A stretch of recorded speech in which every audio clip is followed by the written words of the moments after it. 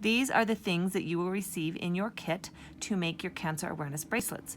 You take your stretch cord, which have been prepared for you with a crimp bead on the end so that you can bead towards it and the beads won't fall off. You just slide your beads on in the pattern shown, and then when you have all of the beads on your stretch cord, this is how you end it. Just tie a simple knot 3 times. 2, 3.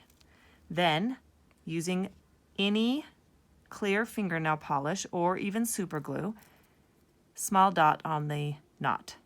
This needs to dry for a few seconds. So I have one that I did previously and is already dry.